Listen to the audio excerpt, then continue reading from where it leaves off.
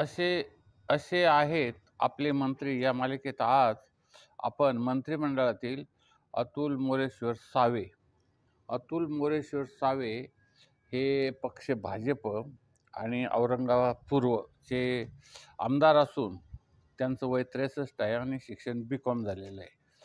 तर हे Atul Moreshwar save save हे फार मोठे उद्योजक आहेत आणि त्यांचं जर बघायचं गेलं तर एक सामान्य कार्यकर्ता ते मंत्री असाही त्यांचा एक प्रवास राहिलेला आहे.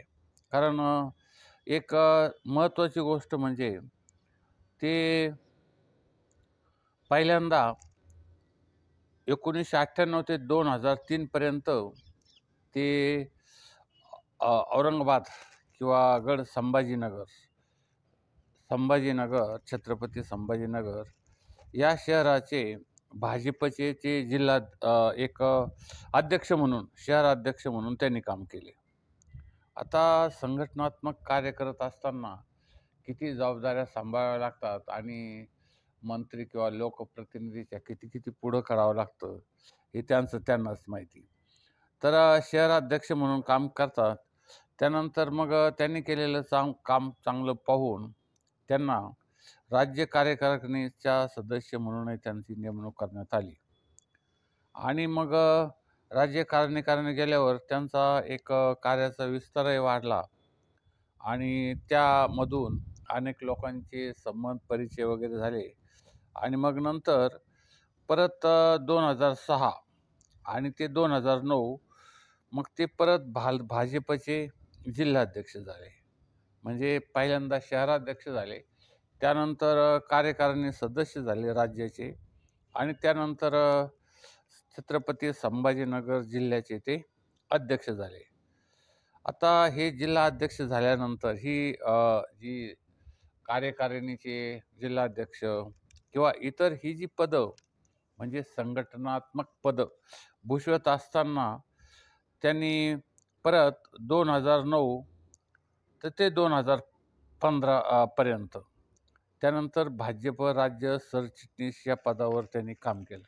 म्हणजे एक या सर्व याच्यामध्ये अगदी सामान्य कार्यकर्त्यापासून तर राज्य पातळीवर देखील भाजप राज्य चिटणीस इतक्यापर्यंत ते स्वकर्तृत्वाने संघटनात्मक काम त्यांनी केलेलं आहे. आणि मग त्यानंतर त्यांना तिसऱ्यांदा या मंत्रिमंडळात स्थान आता मिळालेलं आहे. यापूर्वी 2019 साली 5 महिन्यासाठी ते उद्योग राज्यमंत्री म्हणून होते. त्यानंतर शिंदे सरकारमध्ये म्हणजे शिंदे सरकार त्यावेळेस एकत्रित सरकार झालं होतं, भाजप, शिंदे आणि अजित पवार गट. तर या सरकारमध्ये ते उद्योग राज्यमंत्री झाले होते पहिल्यांदा 2019ला. त्यानंतर शिंदे सरकारमध्ये 9 ऑगस्ट 2022 रोजी त्यांना सहकार व बहुजन कल्याण खातं सांभाळण्याची त्यांना संधी मिळाली. नंतर त्यांचा परत जून 2023ला जो विस्तार झाला त्या विस्तारात त्यांच्याकडं जे सहकार खातं होतं ते राहिलं नाही त्यांच्याकडं. तर त्यांच्याकडं दुसरी जबाबदारी दिली, गृहनिर्माण व बहुजन कल्याण खात्याची जबाबदारी त्यांना मिळाली होती. आता हे अशा पद्धतीचं हे 3 वेळा त्यांचं मंत्रिपद ते मिळालेलं आहे.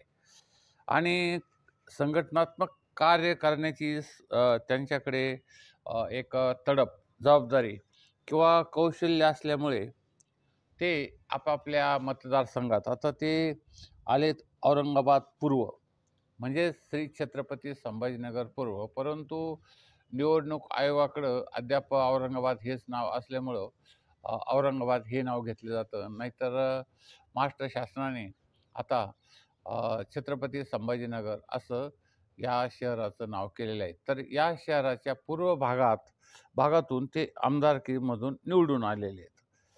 तर त्यांचं जे कार्य आहे शहरी विकास भागामध्ये, तर ते करण्यासाठी त्यांना मंत्रिपद फार उपयोगी पडणार आहे.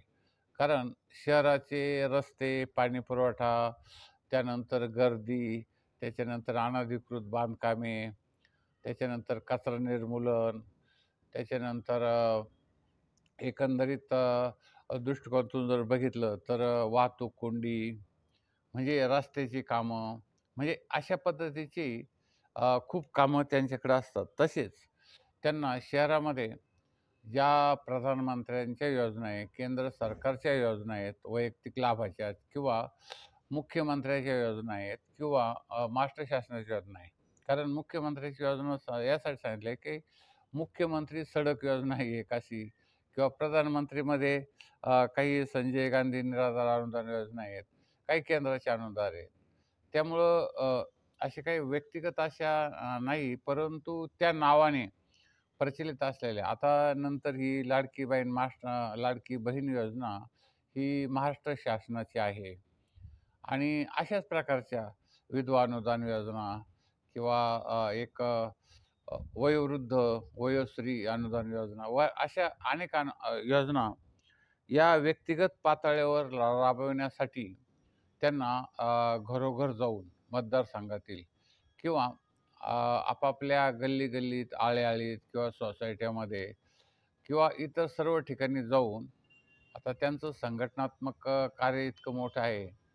त्यामुळं त्यांना काही विशेष असं फार मोठ्या प्रकारचं परिश्रम घ्यावे लागणार आहेत, अशातला काही भाग नाही आहे.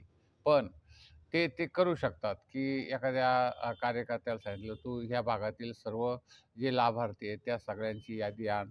ते कुठल्या-कुठल्या योजनेत बसतात, त्यांना तसं बसून त्यांना ते तशा पद्धतीचं सहकार्य, अनुदान आणि सर्व जे काही असेल ते आपण मिळवून देण्यासाठी प्रयत्न करू. असं जर केलं तर त्यांचं लोकांचं त्यांच्यावर जास्त प्रेम तर राहील, परंतु एक कार्यकर्ता, एक मंत्री किंवा आमदार म्हणूनही त्यांचं नाव कायमस्वरूपी राहील. एक लक्षात घ्या, येथे जे महत्त्वाचं आहे, की महाराष्ट्र सरकार 75 समजा आपल्या स्वातंत्र्याला इतकी वर्ष झाली आणि 60 नंतर महाराष्ट्र सरकार स्थापन झालं. त्यानंतर इतके मंत्री आले, इतके मंत्री गेले. परंतु त्यापैकी बोटावर मोजण्या इतक्याच मंत्र्यांचं नावं आपण आता करू शकतो. म्हणजे त्यांनी खूप चांगल्या पद्धतीचं काम केलेलं आहे आणि आपापल्या खाते सांभाळण्यासाठी देखील विविध प्रकारचे जे कामं केलेले आहेत, तेही यामध्ये आपणाला समजू शकतात. तर आता या मंत्रिमंडळामध्ये हे अतुल मोरेश्वर सावे हे आपला वेगळा ठसा उमटवतील अशी एक आशा आपण करायला काही हरकत नाही. आणि लोकांचे प्रश्न अधिकाधिक स्वरूपामध्ये सोडवतील अशी एक आशा करायला हरकत नाही आहे. आमचं ATM न्यू वर्ल्ड चॅनल जास्तीत जास्त लोकांपर्यंत महाराष्ट्रातील लाखो लोक बघत असतात. आपणही या चॅनलला जास्तीत जास्त सबस्क्राईब, शेअर, लाईक करून कॉमेंट करा आणि सबस्क्राईब करा. धन्यवाद.